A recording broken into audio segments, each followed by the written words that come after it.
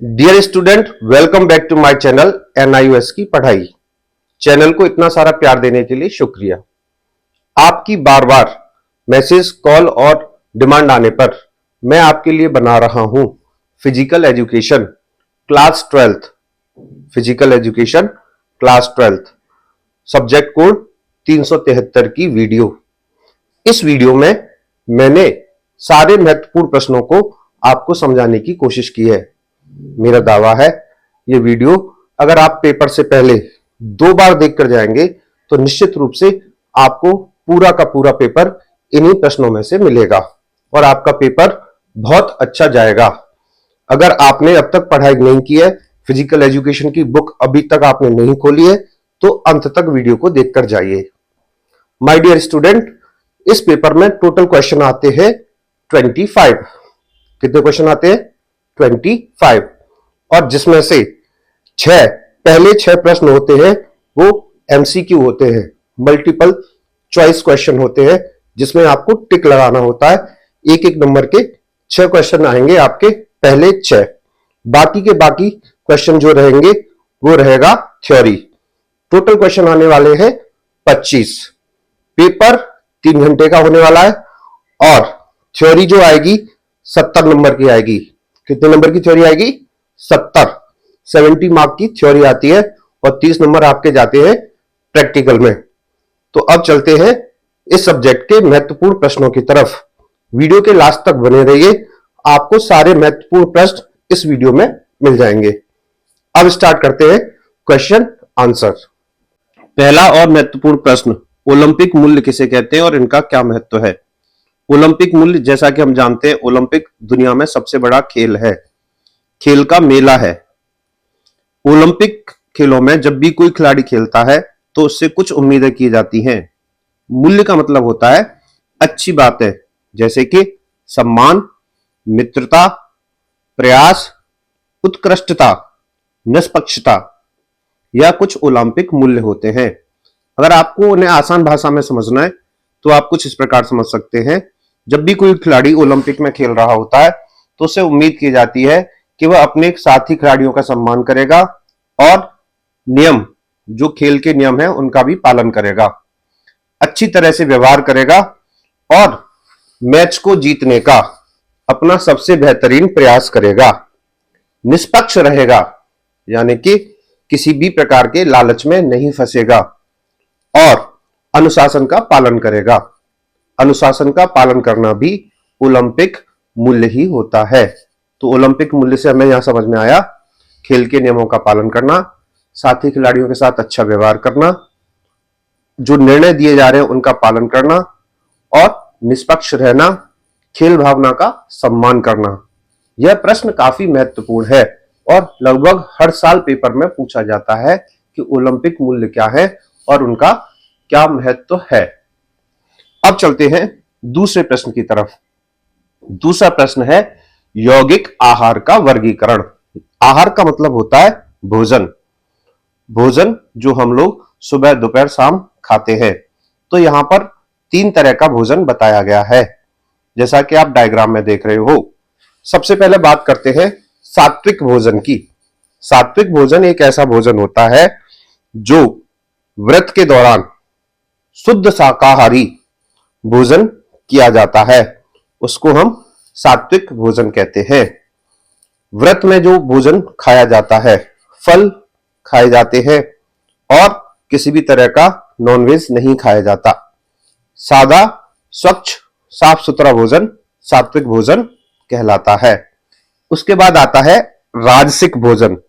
राजसिक भोजन अर्थात राजा महाराजाओं वाला खाना, जो हमारी भूख को बढ़ाता है, जैसे कि मिठाई, फल, अन्न। इस तरह का जो भोजन होता है, तरह तरह के व्यंजन, दूध, दही, मेवा, इस तरह का जो भोजन होता है वह राजसिक भोजन होता है। राजा लोग करते हैं, जैसे बहुत अच्छा खाना होता है जो हमारी भूख को बढ़ाता है और हमें संतुष्टि देता है। ऐसे भोजन को राजसिक भोजन कहा जाता है। सबसे अंत में आता है तामसिक भोजन। इसको आप कह सकते हैं मांस, मदिरा, शराब, नशा, नॉनवेज, इस तरह का खाना जो तामसिक प्रवृत्ति के लोग होते हैं वह खाते हैं। तामसिक भोजन हमारे हिंदू समाज में गलत माना जाता है और सबसे अच्छा भोजन माना जाता है सात्विक भोजन, जो सिर्फ शरीर की भूख को शांत करने के लिए किया जाता है। तो तीन तरह के भोजन होते हैं। सात्विक भोजन अर्थात व्रत के दौरान खाया जाने वाला भोजन, राजसिक भोजन राजा महाराजाओं द्वारा किया जाने वाला भोजन, जिसमें हर तरह का पकवान, दूध, दही, मिठाई, तरह तरह के व्यंजन होते हैं। और सबसे गंदा जो भोजन होता है वो होता है तामसिक भोजन, जिसमें दारू, शराब, सिगरेट, नॉनवेज, नशा, हर गंदे से गंदा भोजन किया जाता है जो हमारे शरीर को नुकसान पहुंचाता है, उसको बोलते हैं हम तामसिक भोजन। अगला प्रश्न है व्यायाम। व्यायाम यानी कि एक्सरसाइज। एक्सरसाइज के क्या लाभ हैं? प्यारे छात्रों, व्यायाम आप सभी लोग करते होंगे और आपके घर में कोई ना कोई तो ऐसा होगा जो व्यायाम करता होगा। व्यायाम करने के लिए कोई पार्क जाता है, कोई जिम जाता है। तो व्यायाम के क्या लाभ हैं? नंबर 1, ताकत बढ़ती है, मांसपेशियां मजबूत होती हैं, वजन को नियंत्रित करता है। जो व्यक्ति लगातार प्रतिदिन व्यायाम करते हैं उनका वजन भी नियंत्रित रहता है। हृदय रोगों से बचाव करता है व्यायाम, ब्लड शुगर जैसी बीमारियों को रोकता है, कैंसर के खतरे को कम करता है और धूम्रपान छोड़ने में भी मदद करता है। शरीर में ऊर्जा का संचार करता है व्यायाम। व्यायाम करने से चेहरे पर चमक रहती है, व्यायाम करने से भूख अच्छी लगती है, व्यायाम करने से नींद भी अच्छी आती है। तो यह थे व्यायाम के लाभ। प्यारे छात्रों, अगला प्रश्न है टूर्नामेंट किसे कहते हैं और टूर्नामेंट के प्रकार बताइए। अभी आपने हाल फिलहाल में क्रिकेट का वर्ल्ड कप देखा होगा और यह टूर्नामेंट का सबसे बेहतरीन उदाहरण है। अब टूर्नामेंट कितने प्रकार के होते हैं? टूर्नामेंट 4 प्रकार के होते हैं। Knockout tournament, league tournament, challenge tournament और कॉम्बिनेशन टूर्नामेंट। अब हम यहां पे बात करते हैं सबसे पहले लीग टूर्नामेंट की। लीग टूर्नामेंट का सबसे अच्छा उदाहरण है आईपीएल, इंडियन प्रीमियर लीग। इसमें क्या होता है, मानते हैं कि 10 टीम को आईपीएल खेलना है, तो हर एक टीम को बाकी की 9 टीमों के साथ खेलने का मौका मिलेगा। लीग का सबसे बेहतरीन उदाहरण आईपीएल है। यहां पर हर एक टीम को बाकी की टीमों के साथ खेलने का मौका मिलता है और अंत में जिन 4 टीमों के पॉइंट सबसे ज्यादा होते हैं उनको सेमीफाइनल में भेजा जाता है। तो अब बात करते हैं नॉकआउट टूर्नामेंट की।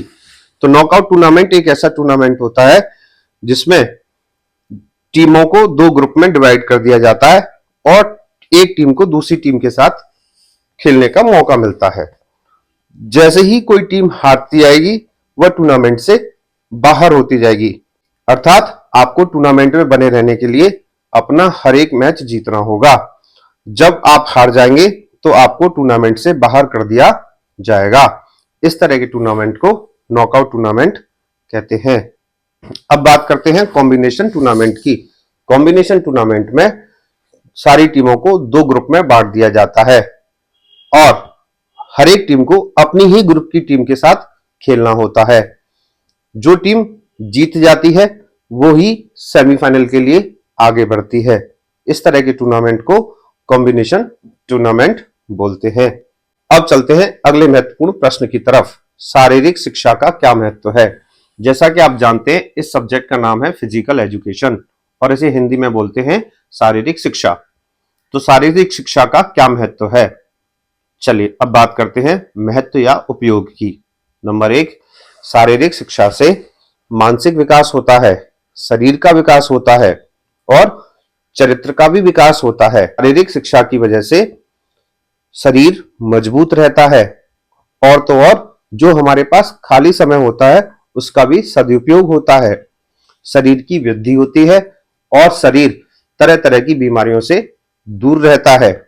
शारीरिक शिक्षा मनुष्य के अंदर भावनात्मक लगाव भी पैदा करती है और शारीरिक शिक्षा समाज के लिए बहुत अच्छी होती है।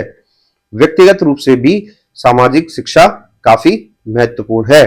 तो शारीरिक शिक्षा, मैं तो ऐसा मानता हूं, सबसे जो महत्वपूर्ण शिक्षा है वह हमारी शारीरिक शिक्षा ही होती है, क्योंकि शरीर एक मंदिर है और इस मंदिर को किस तरह स्वच्छ रखना है, किस तरह बीमारियों से दूर रखना है, यह सब हम शारीरिक शिक्षा के अंदर ही पढ़ते हैं। प्यारे छात्रों, अब चलते हैं अगले महत्वपूर्ण प्रश्न की तरफ। हमारे शरीर में भोजन की क्या भूमिका है, अर्थात भोजन के कार्य और भोजन का महत्व समझाइए। देखिए, भोजन क्या होता है? ऐसा कुछ भी जो खाने योग्य होता है, जिसको खाने के बाद हमारे शरीर में ऊर्जा उत्पन्न होती है, उसको हम भोजन कहते हैं। अब बात करते हैं भोजन की उपयोगिता अथवा भोजन के कार्य। भोजन शरीर में ऊर्जा का संचार करता है और भोजन हमारी हड्डियों को मजबूत करता है। भोजन हमको मानसिक रूप से भी संतुष्टि देता है। समाज में शादी, विवाह और खुशी के अवसर पर लोगों को भोजन कराया जाता है। भोजन के द्वारा हड्डियां मजबूत, दिमाग स्थिर और शरीर में ऊर्जा का निर्माण होता है। एक भूखा मनुष्य अपने आप को असहाय महसूस करता है और एक ऐसा इंसान जो पेट भरा हुआ है वह अपने आप को खुश महसूस करता है। भोजन हमें आंतरिक खुशी भी देता है। तो भोजन हमारे लिए बहुत ही महत्वपूर्ण है।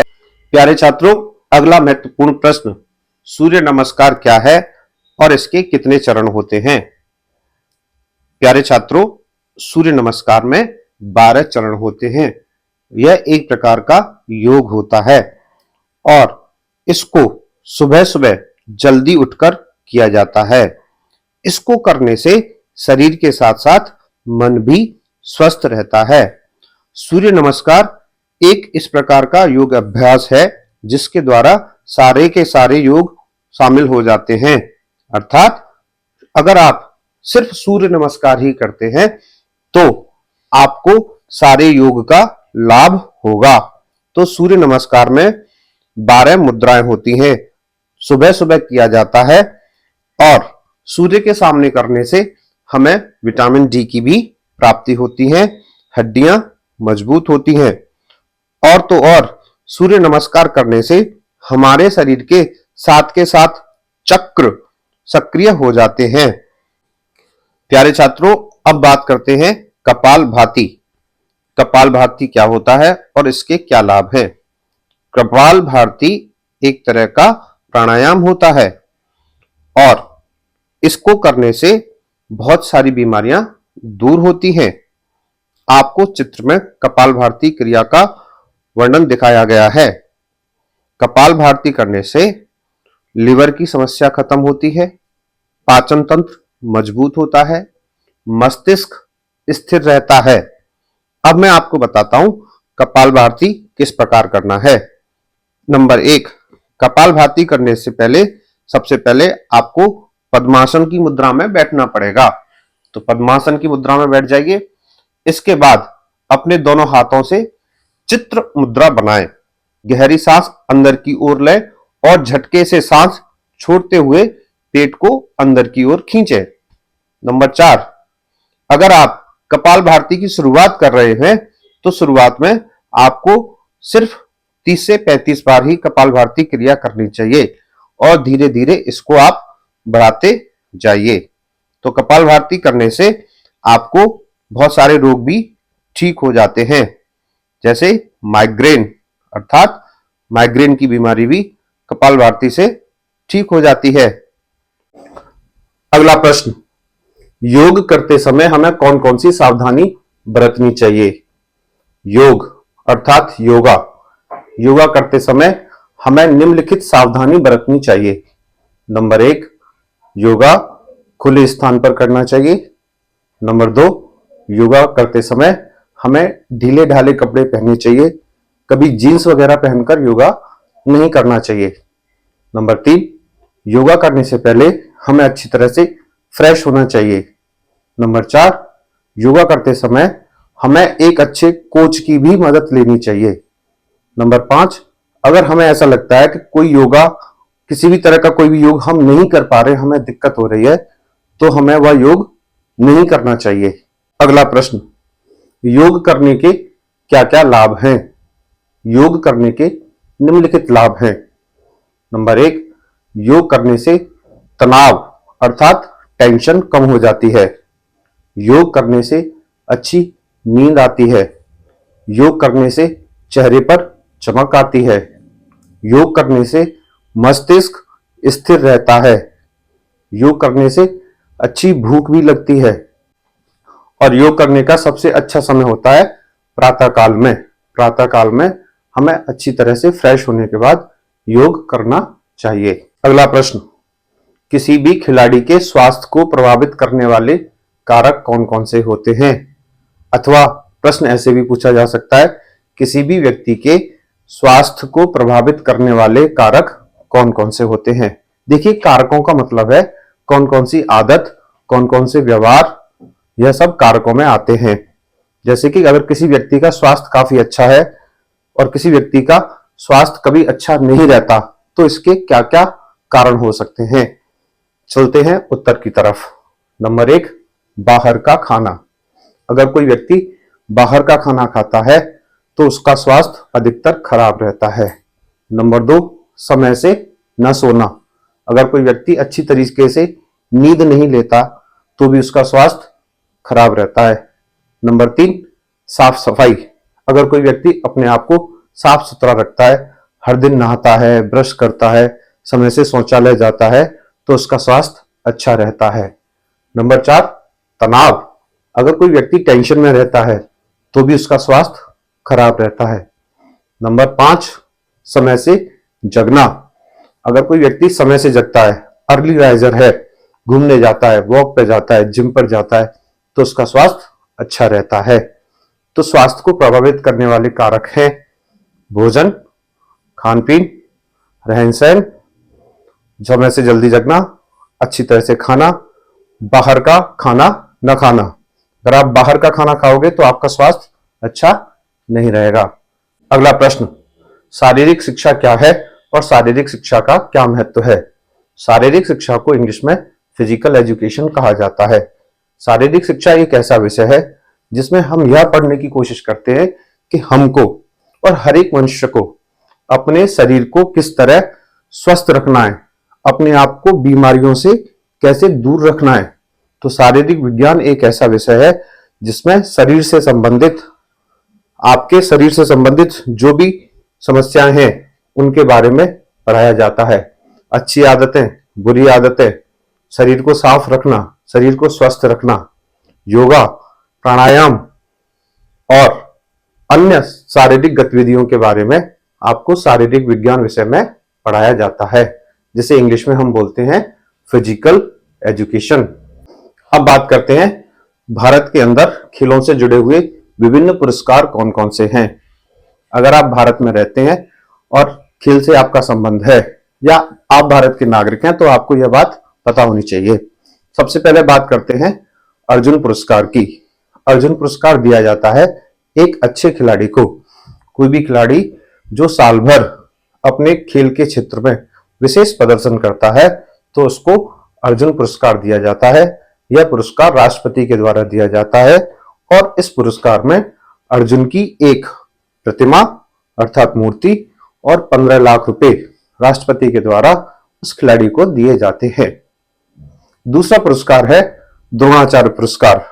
द्रोणाचार्य पुरस्कार दिया जाता है एक अच्छे कोच को। एक सफल कोच जो एक अच्छा खिलाड़ी तैयार करता है उसको द्रोणाचार्य पुरस्कार दिया जाता है। द्रोणाचार्य पुरस्कार में भी 15 लाख रुपए, एक द्रोणाचार्य की प्रतिमा और एक सर्टिफिकेट राष्ट्रपति के द्वारा एक अच्छे और बेहतरीन कोच को दिया जाता है।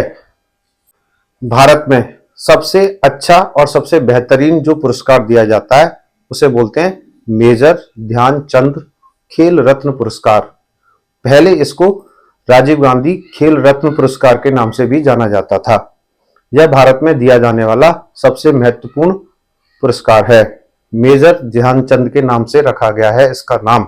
मेजर ध्यानचंद हॉकी के एक बहुत बड़े खिलाड़ी थे भारत के अंदर। इस पुरस्कार में खिलाड़ी को 25 लाख रुपए का इनाम दिया जाता है। यह इनाम में दी जाने वाली सबसे बड़ी राशि है। पुराने समय में इसको राजीव गांधी खेल रत्न पुरस्कार के नाम से भी जाना जाता था, लेकिन हाल फिलहाल में ही सरकार ने इसका नाम बदल कर रखा है मेजर ध्यानचंद खेल रत्न पुरस्कार। एक सफल खिलाड़ी के अंदर कौन कौन से गुण होने चाहिए? एक सफल खिलाड़ी के अंदर निम्नलिखित गुण होने चाहिए। अगर आप एक सफल खिलाड़ी हैं तो आपके अंदर यह सारी बातें होना जरूरी है। नंबर 1, सुबह सबसे जल्दी और सबसे पहले जगना, समय पर जगना। एक अच्छा खिलाड़ी, सफल खिलाड़ी समय पर जगता है। सफल खिलाड़ी खेल भावना का सम्मान करता है। सफल खिलाड़ी मैदान के अंदर अपने साथियों के साथ अच्छा व्यवहार करता है। सफल खिलाड़ी एम्पायर के द्वारा दिए जाने वाले निर्णयों का पालन करता है। एक सफल खिलाड़ी ग्राउंड में पहुंचकर बहुत मेहनत करता है और एक सफल खिलाड़ी बाहर का खाना खाने से भी बचता है। एक सफल खिलाड़ी अभ्यास अर्थात बहुत अधिक प्रैक्टिस करता है। जो खिलाड़ी सफल होते हैं वो अपने जीवन में बहुत ही मेहनत करते हैं, संघर्ष करते हैं और मैदान में अपने साथियों के साथ तालमेल बैठाते हैं तथा खेल का सम्मान करते हैं, खेल भावना का सम्मान करते हैं और बाकी के खिलाड़ियों के साथ अच्छा व्यवहार करते हैं। सफल खिलाड़ी। अगला प्रश्न, प्राणायाम क्या होते हैं और प्राणायाम के प्रकार बताइए। प्राणायाम यानी कि ऐसी शारीरिक गतिविधियां जो हमारे जीवन को लंबा खींचती हैं, हमारी उम्र बढ़ाती हैं, हमारी सांसों को लंबा खींचती हैं, उनको हम प्राणायाम कहते हैं। प्राण धन आयाम बराबर प्राणायाम। तो हम बात करते हैं भ्रामरी प्राणायाम की। देखिए, भ्रामरी प्राणायाम जो होता है उसको करने का तरीका है कि आप सबसे पहले अपने कानों में अपना अंगूठा डालिए और उसके बाद अपनी आंखों को अपनी उंगलियों से दबा दीजिए और उसके बाद आपको ओम का उच्चारण करना पड़ता है।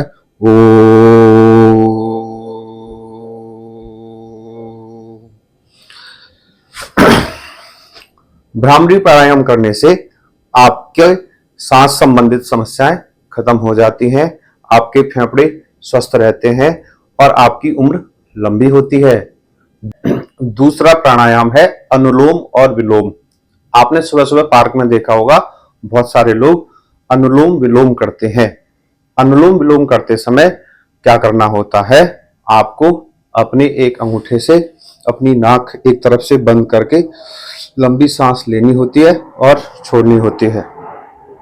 अनुलोम विलोम करते समय आपको इनहेल और in out, inhale in out अर्थात एक तरफ से सांस को लेना और एक तरफ से सांस को छोड़ना, इस तरह की प्रक्रिया को, इस तरह के प्राणायाम को हम अनुलोम विलोम प्राणायाम कहते हैं। अब करते हैं संतुलित आहार। संतुलित आहार अर्थात एक ऐसा भोजन जिसमें खाने योग्य सभी पदार्थ शामिल होते हैं। एक ऐसी थाली जिसमें थोड़ी थोड़ी मात्रा में हर तरह का भोजन उपलब्ध हो। एक ऐसी थाली जिसमें दाल, चावल, रोटी, हरी सब्जी, सलाद उपलब्ध होता है, उसको संतुलित आहार कहते हैं। संतुलित आहार करने से हमारे शरीर की विटामिन, कैल्शियम, प्रोटीन और कार्बोहाइड्रेट संबंधी सभी आवश्यकताएं पूरी होती हैं। संतुलित आहार करने से हमारे शरीर का विकास होता है। संतुलित आहार करने से हमें मोटापा नहीं आता। तो संतुलित आहार अर्थात एक ऐसी हरी भरी थाली जिसमें खाने पीने के लिए सभी वस्तु थोड़ी थोड़ी मात्रा में उपलब्ध हो। एक ऐसा भोजन जो आपके शरीर की सभी आवश्यकताओं को पूरी करता है, उसको हम संतुलित आहार कहते हैं। अब बात करते हैं इंट्राम्यूरल्स। इंट्राम्यूरल्स का मतलब होता है ऐसे खेल कूद जो किसी विद्यालय में विद्यालय के छात्रों द्वारा अपने दोस्तों के साथ अपने ही विद्यालय में खेले जाते हैं। ऐसी एक्टिविटी को इंट्राम्यूरल्स कहते हैं। माना कि आप एक स्कूल में पढ़ते हैं और आपको अपने ही स्कूल में अपने ही दोस्तों के साथ या अपने ही किसी बड़ी या छोटी क्लास के साथ कोई क्रिकेट मैच खेलना है, कोई फुटबॉल मैच खेलना है, कोई वॉलीबॉल मैच खेलना है, तो उसको बोलेंगे इंट्राम्यूरल्स। यानी कि विद्यालय के अंदर विद्यालय के ही छात्रों को विद्यालय के ही छात्रों के साथ किसी भी तरह का गेम या शारीरिक गतिविधि कराना इंट्राम्यूरल्स कहलाता है। आप इस तरह भी समझ सकते हैं, आप कक्षा 5 में पढ़ते हैं तो कक्षा 5 में सेक्शन ए और सेक्शन बी हो सकते हैं। सेक्शन ए के विद्यार्थी अगर सेक्शन बी के विद्यार्थियों के साथ क्रिकेट मैच खेलते हैं तो इस एक्टिविटी को इंट्राम्यूरल्स कहते हैं। अब बात करते हैं एक्स्ट्राम्यूरल्स। एक्स्ट्राम्यूरल्स एक ऐसी एक्टिविटी होती है जिसमें एक विद्यालय के छात्र दूसरे विद्यालय के छात्र के साथ किसी तरह की शारीरिक क्रिया या कोई भी मैच या कोई भी प्रतियोगिता करते हैं। उदाहरण, अगर आप एक सरकारी स्कूल में पढ़ते हैं और आपका किसी प्राइवेट स्कूल के विद्यार्थियों के साथ कोई क्रिकेट मैच है तो इसको आप बोलोगे एक्स्ट्राम्यूरल्स, अर्थात दूसरे विद्यालय के साथ आपकी कोई प्रतियोगिता, तो इसको हम बोलते हैं एक्स्ट्राम्यूरल्स। अब बात करते हैं स्कूल स्वास्थ्य प्रोग्राम, यानी कि विद्यालय के अंदर विद्यार्थियों का स्वास्थ्य किस प्रकार सुरक्षित और अच्छा रखा जा सकता है। देखिए, अगर आप एक विद्यालय में पढ़ते हैं, वहां पर बहुत सारे विद्यार्थी हैं, तो स्कूल की जिम्मेदारी बनती है कि वो क्या करे, विद्यार्थियों के स्वास्थ्य की चिंता करे। अब ये कैसे कर सकते हैं? विद्यालय के अंदर साफ सफाई रखनी होगी, विद्यालय के अंदर पानी की जो टंकी होती है उसको साफ रखना होगा, विद्यालय के अंदर शौचालय अर्थात टॉयलेट काफी साफ सुथरे रखने होंगे और विद्यार्थियों के लिए बनने वाला दोपहर का भोजन वो भी काफी साफ सुथरा होना चाहिए। विद्यालय में हर दिन झाड़ू पोंछा होना चाहिए और विद्यालय में समय समय पर हेल्थ कैंप भी लगने चाहिए। विद्यालय के अंदर विद्यार्थियों का मेडिकल चेकअप भी होना चाहिए और विद्यार्थियों को सफाई के बारे में बताना चाहिए और सफाई के लाभ बताने चाहिए कि साफ सफाई रखने से हम कितना अपने आप को स्वस्थ रख सकते हैं। यह प्रोग्राम हर एक विद्यालय में चलाया जाता है। इसको बोलते हैं स्कूल अर्थात विद्यालय स्वास्थ्य प्रोग्राम। अब बात करते हैं एरोबिक और अनएरोबिक व्यायाम। देखिए, अगर आप जिम जाते हैं या आपके घर से कोई भी जिम जाता है तो जिम के अंदर कुछ ऐसी एक्सरसाइज होती हैं जो काफी समय तक की जा सकती हैं, जैसे कि साइकिलिंग इसको बोलते हैं एरोबिक व्यायाम, जिसको कोई भी व्यक्ति काफी लंबी समय तक कर सकता है और उसको बोलते हैं हम एरोबिक व्यायाम। यह हल्के फुल्के एक्सरसाइज होती हैं जो आप जिम के अंदर या पार्क के अंदर कर सकते हैं।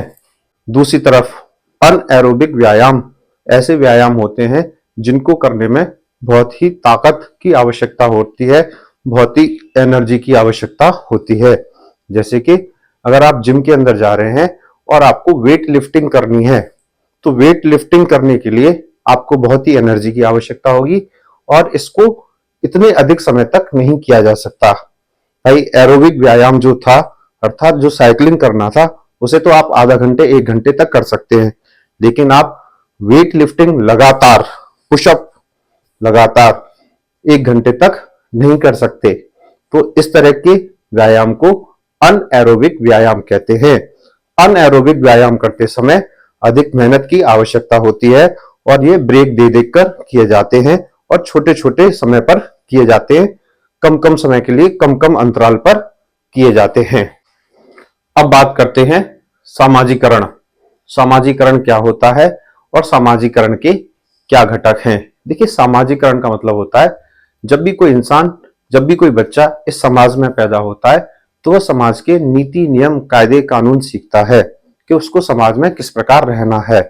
क्योंकि जब बच्चा पैदा होता है तो वह एक कोरा कागज होता है, उसको ये नहीं पता कि जब वो बड़ा होगा तो क्या बोलेगा, क्या खाएगा, क्या पहनेगा। हम जिस परिवार में, जिस धर्म में पैदा होते हैं, जिस जाति में पैदा होते हैं, उसी की तरह हम व्यवहार करने लग जाते हैं। तो सामाजिकरण एक ऐसी प्रक्रिया है जिसमें कोई भी विद्यार्थी, कोई भी बच्चा, कोई भी बालक समाज में रहने के तौर तरीके सीखता है। अब बात करते हैं समाजीकरण के घटक। समाजीकरण का सबसे पहला घटक होता है आपका परिवार। परिवार ही आपको बताता है कि आपको क्या बोलना है, कैसे बोलना है, क्या पहनना है और क्या खाना है। अगर आप किसी हिंदू परिवार में पैदा हुए हो तो आप हिंदू संस्कृति के बारे में सीख जाओगे। अगर आप किसी मुस्लिम परिवार में पैदा हुए तो आप एक मुस्लिम संस्कृति के बारे में सीखोगे। समाजीकरण के पहला घटक परिवार को कहा जाता है। समाजीकरण के अन्य घटक हैं रिश्तेदार, विद्यालय, अध्यापक, सोशल मीडिया, अड़ोसी पड़ोसी और टेलीविजन समाजीकरण के अन्य घटक हैं। समाजीकरण अर्थात एक ऐसी प्रक्रिया जिसमें हम यह सीखते हैं कि हमको इस समाज में किस प्रकार का व्यवहार करना है, हमको किस तरह बोलना है, किस तरह बैठना है, किस व्यक्ति से नमस्ते करनी है, किस व्यक्ति के पैर छूने हैं, सच कहां बोलना है, झूठ कहां बोलना है, कहां बोलना है और कहां चुप रहना है। यह सब कुछ हम समाजीकरण में ही सीखते हैं। समाजीकरण में हम अपने धर्म के बारे में सीखते हैं, अपनी जाति के बारे में सीखते हैं, अपने समाज के बारे में सीखते हैं और हम सीखते हैं दूसरे लोगों के साथ व्यवहार करना। समाजीकरण के प्रमुख घटक हैं परिवार, रिश्तेदार, अध्यापक, विद्यालय, माता पिता, रिश्तेदार, सोशल मीडिया, टेलीविजन, अखबार, इंटरनेट। यह सभी समाजीकरण के अन्य घटक हैं। अगला प्रश्न है प्राथमिक उपचार किसे कहते हैं और इसके क्या लाभ हैं। देखिए, प्राथमिक उपचार डॉक्टर के आने से पहले जब किसी व्यक्ति को चोट लग जाती है, घर पर या किसी अन्य व्यक्ति के द्वारा उसी समय दिया जाने वाला उपचार होता है।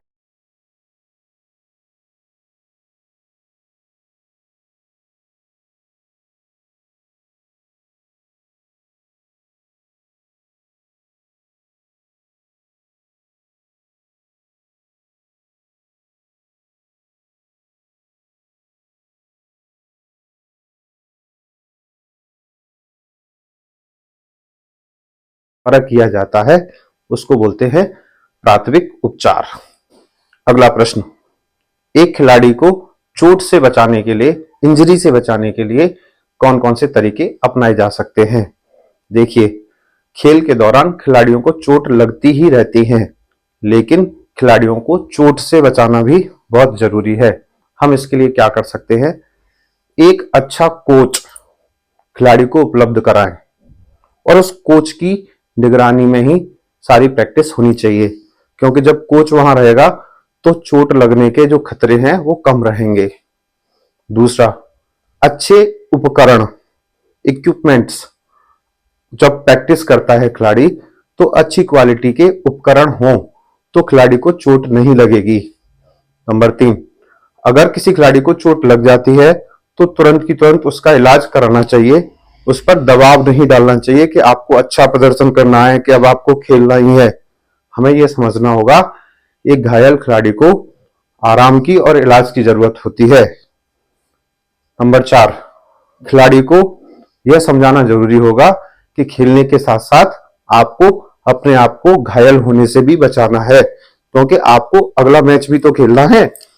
इस तरह हम एक खिलाड़ी को चोट लगने से बचा सकते हैं।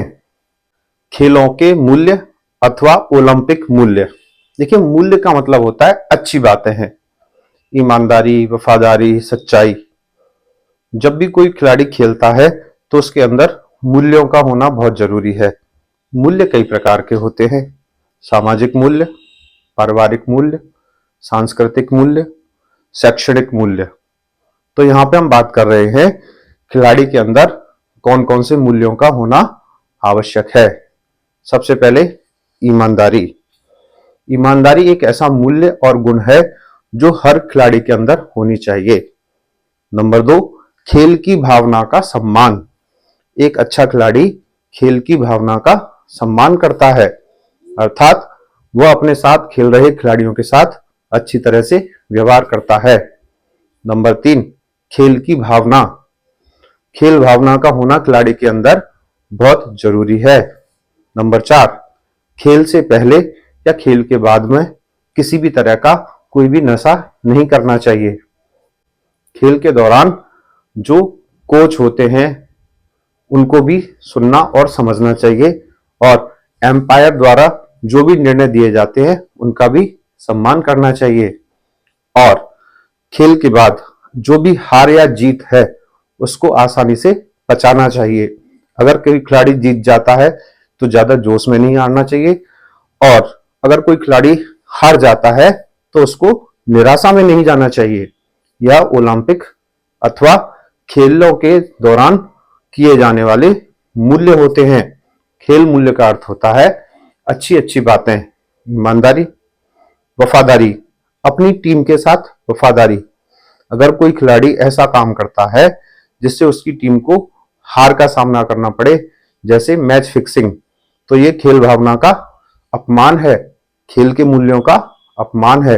तो खिलाड़ी से उम्मीद करी जाती है कि वह ईमानदार हो, टीम के लिए वफादार हो, सामने वाले खिलाड़ियों की इज्जत करे, खेल के नियमों का पालन करे, रेफरी के द्वारा जो भी निर्णय दिए गए हैं उनका सम्मान करे। यही ओलंपिक मूल्य अथवा खेलों के मूल्य होते हैं। पेपर में अधिकतर यह प्रश्न पूछा जाता है। आप पढ़ रहे हैं 373 physical education and yoga class 12th के महत्वपूर्ण प्रश्न जो आपको मैं इस वीडियो में बता रहा हूं। इस वीडियो में मैंने आपको बताने की कोशिश की थी कुछ महत्वपूर्ण प्रश्न जो फिजिकल एजुकेशन और योगा से जुड़े हैं, सब्जेक्ट कोड 373। मैं उम्मीद करता हूं आपको वीडियो पसंद आई होगी। अगर आपको वीडियो पसंद आई हो तो मुझे जरूर बताना। अगली वीडियो के साथ मैं आपको बहुत जल्दी मिलता हूं। आपके पेपर आने वाले हैं, अप्रैल में आपके एग्जाम है। एग्जाम से पहले अगर आपको किसी भी विषय पर कोई भी वीडियो किसी भी तरह का बनवाना हो तो मुझे बताइएगा। मैं कोशिश करूंगा कि आपके लिए एक बेहतरीन वीडियो बना पाऊं। तब तक के लिए धन्यवाद। जय श्री राम।